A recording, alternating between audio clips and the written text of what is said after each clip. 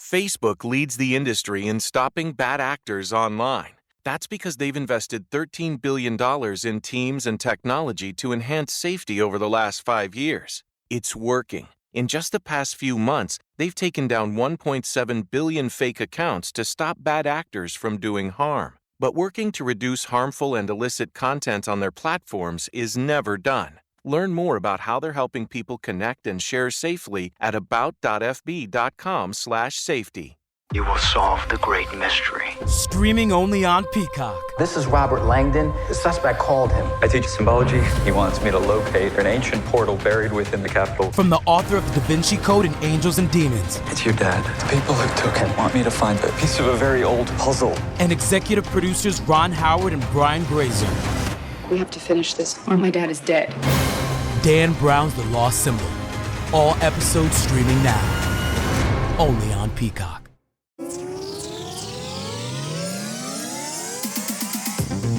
You are now entering the Back in Time podcast. We came, we saw, we kicked its ass. Killing me, Smalls.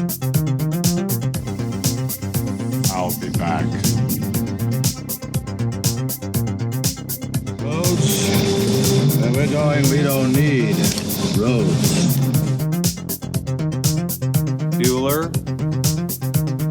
Bueller. My mom always said life was like a box of chocolates. Keep the change, you filthy animal. Here are your hosts, Kyle and JD. Welcome into another episode. This is episode 229. I'm Kyle. He's JD. We are the Back in Time podcast. JD, how the heck are you, man? I'm struggling with the mute button. That's how the heck I am. But outside of that, I'm doing pretty darn well. It was doing that phantom thing when you push the button. Yeah. And then it's like, oh, you didn't push me. And then you push it again. And then it's like, oh, you pushed me twice. So I'm going to go, So that's how I'm doing. My dog decided to join us. Hello, Fallon. And she's lapping some water. And now sniffing her bowl and now lapping some water. So you can all say a big hello to Fallon. Fallon's great. I love when she makes an appearance. And I have to be honest, right before I hit record on this, I was like, do I hear Fallon in the background? And then you came on and said you were muted because of Fallon. So I'm like, oh, that adds up. Perfect. Yeah, she's a good little pup. She's looking towards her 13th birthday coming up in February. So. Hey, happy incoming birthday for Fallon. Hey, maybe we'll do a Jimmy Fallon movie in February to celebrate. That'd be great. Hey, Fallon February. It makes perfect sense. Is it too soon for Fever Pitch? No, hell no. God, I love that movie. Have you seen Taxi? Have another sponge. Sorry. I'd much rather do Fever Pitch. Yeah, Taxi's not bad, but it's no Fever Pitch. Oh, man, I got Daewoo on my hand. Yeah, I always know the guy from Halloween Kills that gets killed with his wife in the house and then stabbed like 20 times on the table. I always know him from Fever Pitch because he's his like uncle or grandpa like figure in the movie. He's the one that takes him to the games when he's a little kid. That's awesome. Yeah. I love that story for you because I understand that you've had a troubled childhood and you need to have some sort of deflection of a fatherly figure in your life. Right. Yeah, that's totally not you projecting onto me. That's cool, though. I appreciate you bringing that up. Yeah. Awesome. It's around the holidays. You always get a little weird. Anyway, before we dive into today's episode, which is going to be Ghostbusters 2, let's be kind of rewind for a moment. JD, take us back to episode 228. It's been a couple weeks. We've been playing a couple retro episodes leading up to this one. But what did our audience miss if they didn't catch our movie retrospective of The Faculty? You audience, you missed out on a lot. Was so excited. Again, this was a poll. You all decided that you wanted us to review it, and we dove the heck into that. We were like, crowning from the top rope in excitement for this. And you guys missed an excellent discussion. We talked a lot about the story, the arcs, the character development, how simple the art is, and what Robert Rodriguez brought to this overall production. And it holds up. Hands down, this holds up. It's, if you've never seen it, it's worth a first watch. If you haven't seen it in 20 years, goodness gracious, right, get on it. This movie holds up as well as, like, I'll take you way back when we did E.T. and I was like, God dang it, does this movie hold up? The Faculty holds up in that same type of level. In fact, I feel like The Faculty is better today than it was when it came out. That's how I feel about the movie. That's interesting that you say that, because I think, and I was just on Twitter before we jumped on here to record, and somebody that I followed, I would shout out their name if I remember their handle, so sorry, was jumping into The Faculty, and they made the comment that The Faculty is so much more relevant today, given the pandemic and given everything that we're going through, and the pointing of fingers and the not trusting each other, and you're not vaccinated and you're not vaccinated, all of that bullshit that is our modern world is kind of encapsulated in The Faculty. But seriously though, man, you should get vaccinated. Like, it's been a while. You need to get that done. I'm just saying. Are we talking about my STDs or my COVID? Obviously the STDs. What do you think I was talking about? Because I am COVID up in here, gone. Nice, man. Yeah, I agree. I'm not sure who that was. Shout out to whoever they may be, but I think those are great points, and that's a great episode. If you guys are maybe new to this, you're just checking out as much Ghostbusters content as you can get your hands on right now, like I am, in anticipation for the big day that is just, I mean, as we record this right now, JD, I will be sitting down to watch Ghostbusters Afterlife in T-minus 10 days. It's been 32 years of waiting. To say I'm a little bit excited would be like the understatement of the century. Like, I'm literally counting down the days. My sister called me the other day. She's like, how many days until that new Ghostbusters movie? I'm like, 37. Like, before she could even get it out. And she's like, wow. Oh, you knew that right off the top of your head. I'm like, yeah, I do. So, yeah, I'm pumped, man. I'm AMC. You've got my money. You're going to be releasing this Ghostbusters Ecto 1 popcorn tub. I think it's going to be like $25. You've also got that money from me. So, yeah, they should do pretty well this first weekend. If not for nothing, at least in my local Fort Wayne branch, because I'll be spending a pretty penny. Yeah, I'm so curious to see how this is going to perform. There's been some ups and downs and some excitement and disappointments in proper cinema. Right. Since that was opened back up as a thing to do. So, I mean, this is going to be a trailblazer. This is an activity. Can I say, this is one of the things that bums me out, where I kind of get, I wish you lived a little bit closer. This is one where I'd like to be able to call you up and be like, dude, let's go see Ghostbusters Afterlife. It sucks that you're, like, what are you, 3 hours away? I think it's a little bit longer than that with the time change. It definitely bites, but I really appreciate that. I know I'm your second place, Justin. Second place, Justin. It's true, though. He is. What? Well, but no, that would be, I would love to do that. That would be so much fun to do a freaking Ghostbusters 1 watch, Ghostbusters 2 watch, maybe watch some real Ghostbusters cartoon, maybe break out some Ecto proton pack with the little Nerf gun shooters. We could find those on eBay. I'm sure you have one. And then to jump into Afterlife, and then to do Afterlife, and if it's damn good, to stay another round of another Afterlife. Oh man, now you're talking. Hell yeah! Catch the 4 o'clock, stay for the 7. I like where your head's at. Man, let's get into our episode here before we get too off track. What's your first memory of watching Ghostbusters 2? Oh my gosh, What? I was very young. What was the year that this came out? 1989, so we would have been 89. 4 years old.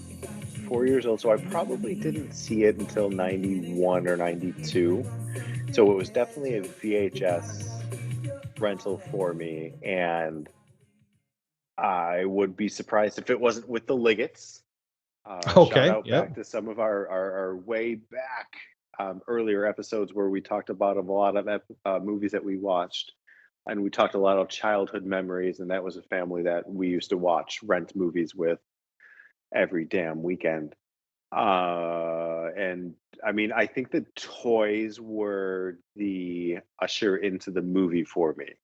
I think I got into the action figures first and was introduced to the new characters before finally seeing it as a blockbuster rental. Interesting.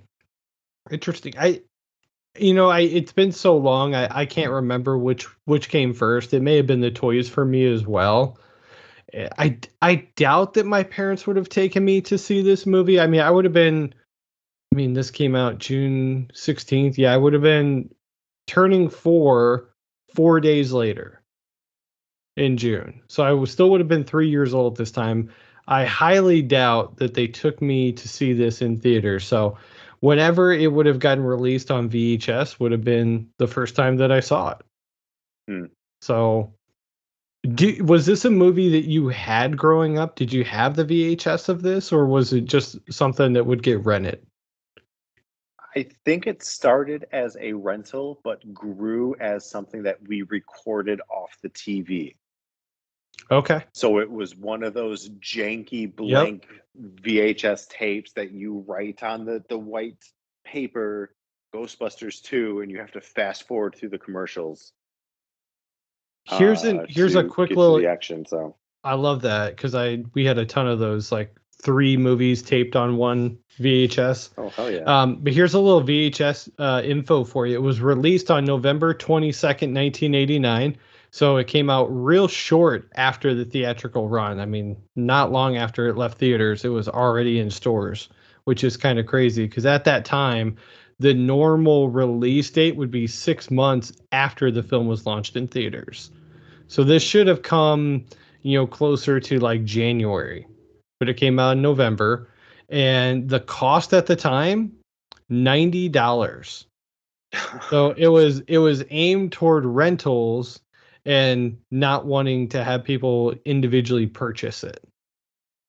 So bold. How about that? It's bold interesting. Move, let's see if it pays off. See how it pays off. Yeah, I love this movie. This was really the movie that I grew up on more than the original.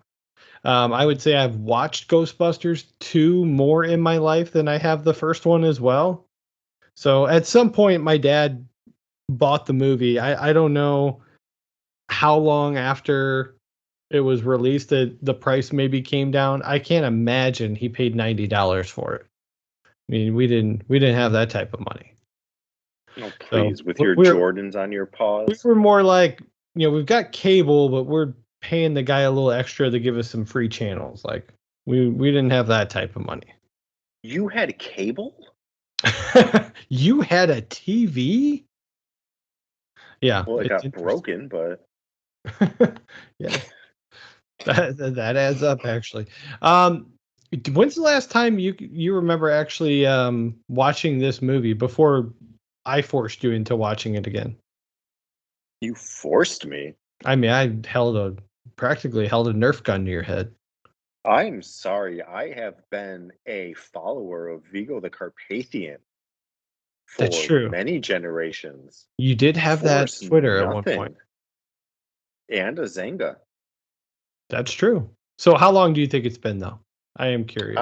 Honestly, it's 2021. Shit, it's probably been 7 or 8 years. Okay, interesting. And I don't want to get into real Ghostbusters today or the toys because I feel like those could be like standalone episodes at some point. So we'll stay away from those talking points. But why don't we jump into watching the trailer? So you're listening to this on podcast format or on YouTube. You're going to hear it. We're going to watch it with you. and then we're going to react on the backside of it here. So I'm going to get mine geared up. JD, let me know when you're ready, because there's like a little 5-second commercial that pops up on YouTube when you try and play this thing. Okay, let me. And then I'll give the old school countdown. We haven't done this in a while, because normally we do these live, but we're trying to get a little bit ahead of schedule right now. No, I'm ready to roll, man. Okay. I got this bad boy. Just boom. Here we go. 3, 2, 1, click.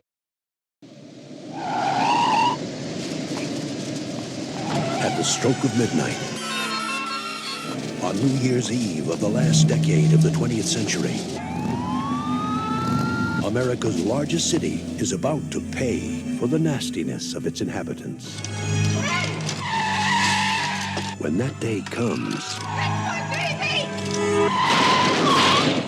when the slime starts to rise, the Titanic just arrived. When ghosts start arriving by the boatload, We gotta find the guys. there's only one thing to do.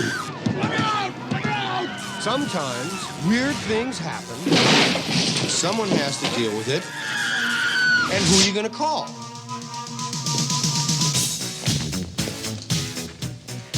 All right, suck in the guts, guys. We're the Ghostbusters. The superstars of the supernatural are back to nuke the spooks. 2 in the box! Ready to go. We be fast and they be slow. Make some time. Don't put any of those old cheap moves on me. No. It's different. I have all new cheap moves. Raise your spirits. If we don't do something by midnight, you will be remembered in history as the man who let New York get sucked down into the 10th level of hell. And kick some slime. Looks like a giant Jell-O mold. I hate Jell-O. Oh, come on. There's always room for Jell-O. Happy New Year! Hose 'em. Ghostbusters 2. You're short, your belly button sticks out too far, and you're a terrible burden on your poor mother. Bill Murray, Dan Aykroyd, Sigourney Weaver, Harold Ramis, Rick Moranis, and Ernie Hudson in an Ivan Reitman film. Ghostbusters 2. We're the best, we're the beautiful, we're the only Ghostbusters. We're back! Who you gonna call? All right, JD, start us off. What do you think about Ghostbusters 2, the theatrical trailer? I'm going to disappoint you a little bit and say that I think it's a little underwhelming for how exciting, awesome, and funny that the actual movie is. I think I'm going to surprise you even more and say I agree.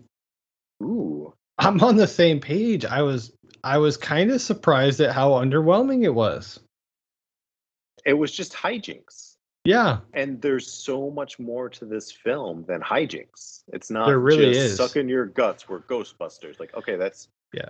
I laugh. I love all those lines. I suck in your guts. The gosh, what's the other one? Well, I've got all new cheap moves, and then he's putting down the baby at the end because she's like, we need to put him down. He's like, you're smelly, you're fat, you're terrible burden on your poor mother.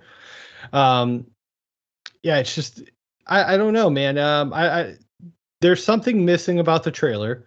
I can't quite put my finger on it. They are relying very heavily on the nostalgia of the first movie and the names that are in this movie and the names that are directing it, or the name that is directing it.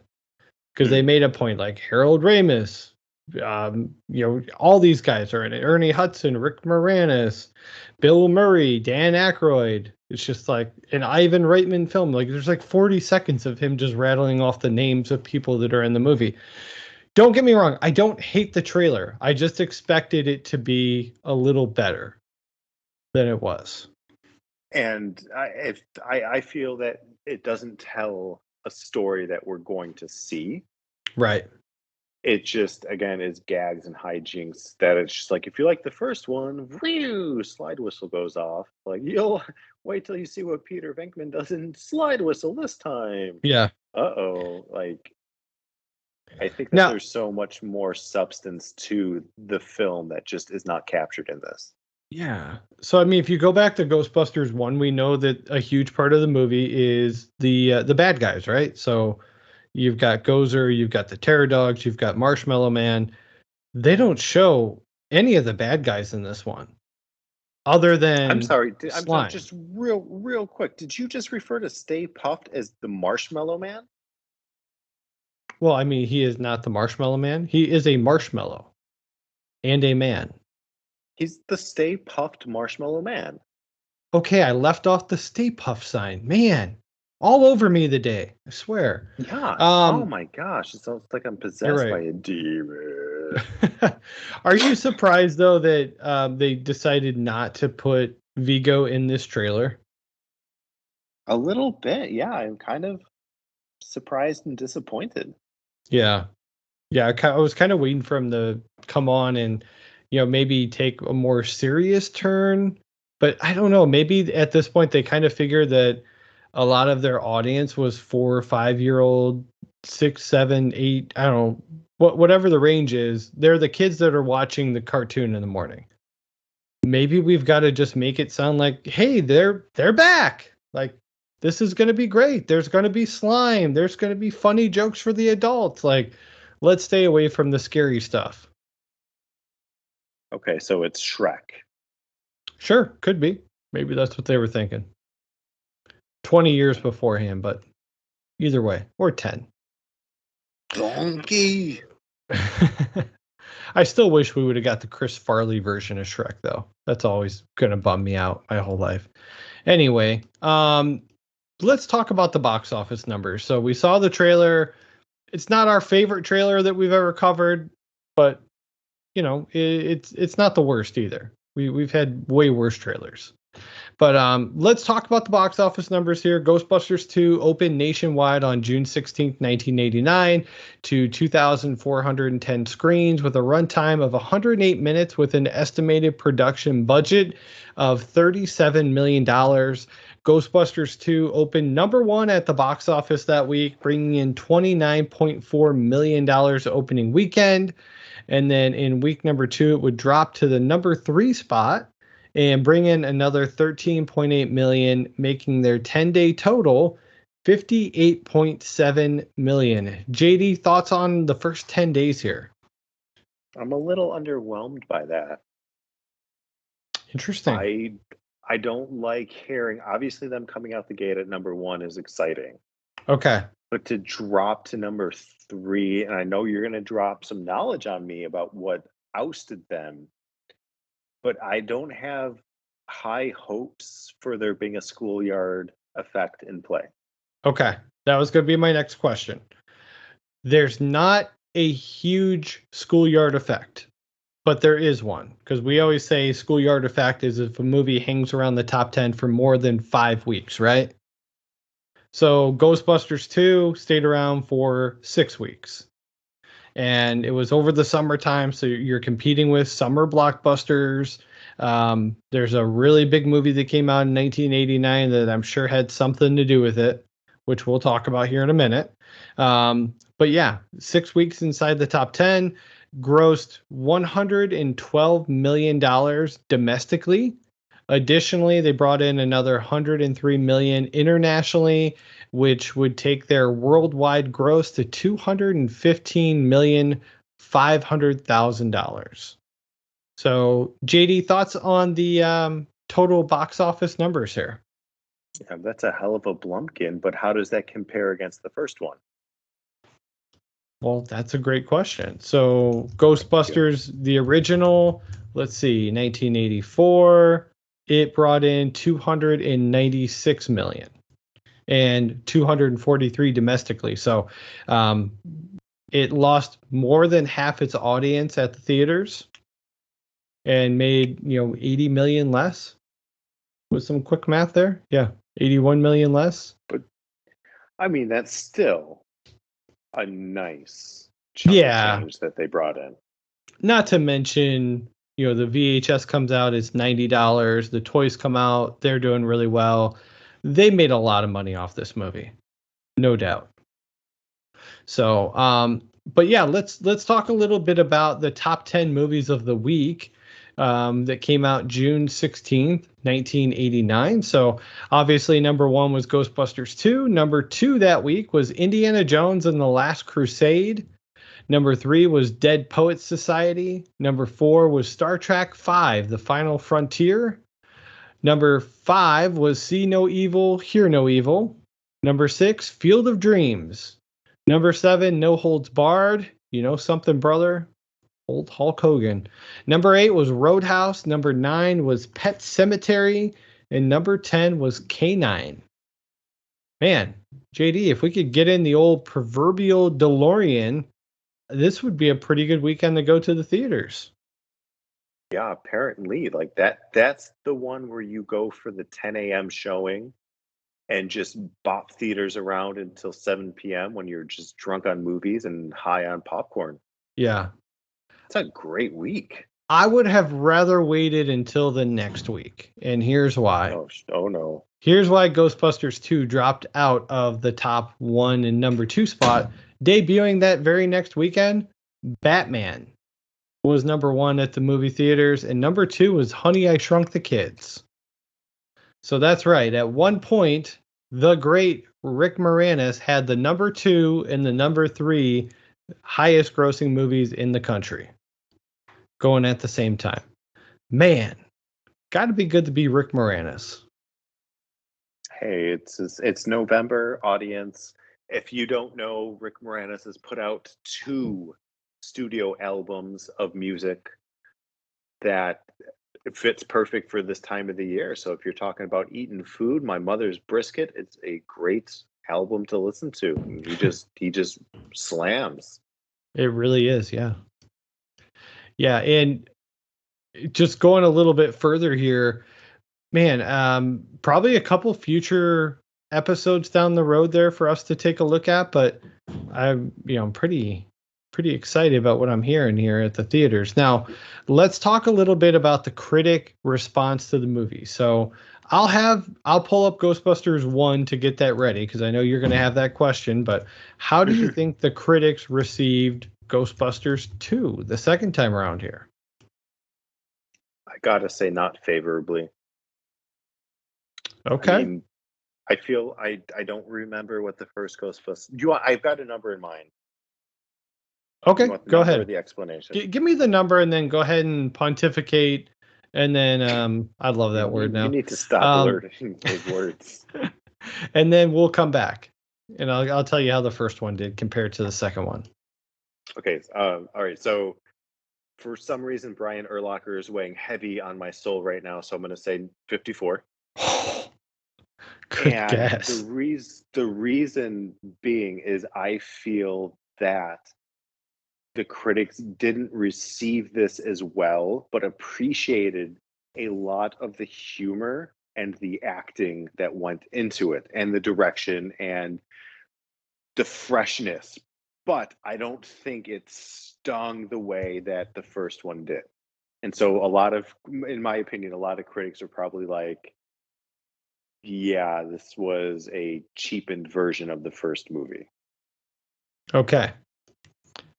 I will send you $5 for a cup of coffee if you can remember the jersey number of this player. It wasn't Brian Urlacher. It was Warwick Holdman. Which number is it? I don't even remember who the hell Warwick Holdman is. He played with Urlacher. He played with Urlacher. Well, if you don't know, I'm just going to let you guess. You got to get it right. I don't know. Fuck, 88. He was 53. You were really close. But they played together, and they were like the 1-2 punch before Lance Briggs got there. No big deal. Briggs was 55, right? Yeah. So at one point they had 53, 54, 55 going. They were all studs. But I digress. And yeah, I mean, you're right on the money here. And the shocking thing is, not only was it 53 and you're one off, but the original, 97%. So it had a huge drop off with the critics. And this is what happens with movies like this, sequels with critics. Yeah. So yeah, obviously I felt it in my gut. You owe me Maybe whatever. I'm censoring myself from a crummy joke, but continue. Yeah, well, let's hear from a couple of the critics here. So, Gene Siskel and Roger Ebert, of course, are always the two big ones. I think I've got one from Gene Siskel. I've got both here. So Roger Ebert called it a disappointment, saying he reviewed Ghostbusters 2 in a public screening and only heard one laugh during the entire film. Interesting. And then Gene Siskel called it a poor copy that offered nothing new, as though they were filming the first draft of a script. Wow. So a couple bad reviews there. Let's hear from a couple good ones. So Variety gave it a review here. Actually, now I'm going to go to Vincent Canby of the New York Times. This one's a little bit better. So even the special effects are more to the point of the comedy than they were in the first film. For some reason, this appears to leave more room for the sort of random funny business that Mr. Murray and his friends do best. 3.5 out of 5 stars. So there's that one. And then here's another one from Hal Henson of the Washington Post. It doesn't have a number or a score, but it said, hammered together out of the junkiest of elements, the movie rattles along with a pleasing rambunctiousness, tossing off its quips and one-liners and scoring on a remarkably high percentage of them. So that's kind of how I feel about the movie. It does rattle along a little bit, but it does so with like that Ghostbusters humor, the one-liners, the special effects, the ghosts are all over the place. A lot of puppeteering going on, and a lot of real effects, which I love. Yeah, I've got no disagreements. I'm not. Again, I gave my word vomit of what I thought people would say, and it sounds like I was right, so maybe you owe me a handy for that. Oh, okay. Cool. What's a handy? Like a hand with a project, or? We'll go with that. Gotcha. And now I will tell you this. I read a little quib here from Ivan Reitman in an interview from 2011, and he said that part of the what he thinks is the perceived failure of Ghostbusters 2 was the audience desiring for a darker film. So they wanted something a little bit scarier, a little bit more maybe with the first one. And this one's, I think it's just a little bit more kid-friendly. But I mean, Vigo is not like Vigo scared the crap out of me as a kid. So it's not all like ha-ha and rah-rah going on. Like there is that element of like, I don't trust this guy. So we'll get into that much more in the full review, but you're on to something for sure, because I think that this movie depends on which lens you watch it through. Right. Because Vigo is an excellent bad guy, and if you consider all of the mayhem that he is orchestrated, it's kind of dark, but they did not capture it. I agree with that, which is, I think, too bad, but it goes into our archives what the Teenage Mutant Ninja Turtles also struggled with. Okay. Gotcha. I'm going to put you on the spot here, JD. Which movie do you think made more money? Honey, I Shrunk the Kids or Ghostbusters 2?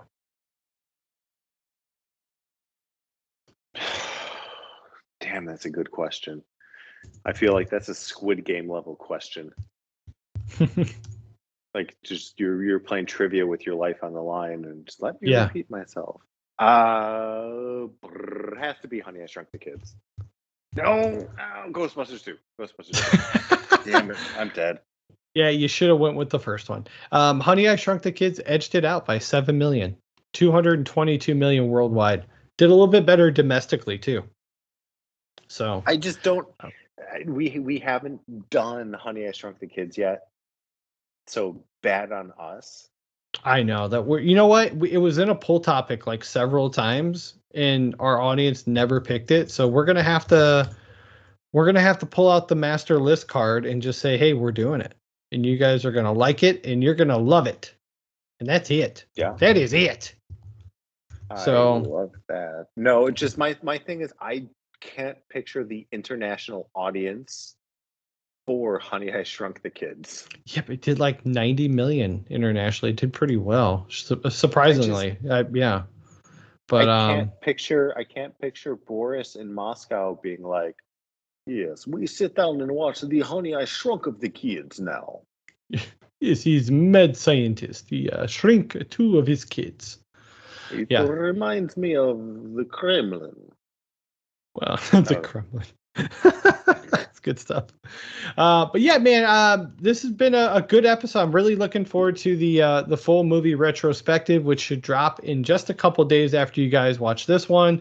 And by the time you're listening to this, we will probably be hours away from Ghostbusters Afterlife. So be on the lookout for a Ghostbusters Afterlife review. If JD doesn't watch it, I'll be doing it myself. If he does watch it, we'll be doing it together. Maybe we'll have a couple friends drop by. Yep. Whoops. Take that one back. And then if you guys are new to the podcast and you're enjoying the content, please throw us a subscribe on whatever platform you're listening on. Drop us 5 stars. We cover movies like this all the time, 80s, 90s, 2000s, mostly movies from our childhood that we enjoy and want to talk about. And then we've got some fun top 5 lists that we do from time to time, and the occasional celebrity interview when we can get them and we're not too lazy to reach out to people and ask them for some time. So but I appreciate you guys listening. We'll be back in a couple days with a new episode. Until then, enjoy some of our archive content, and appreciate you guys listening. Have a good day. See ya. Ooh.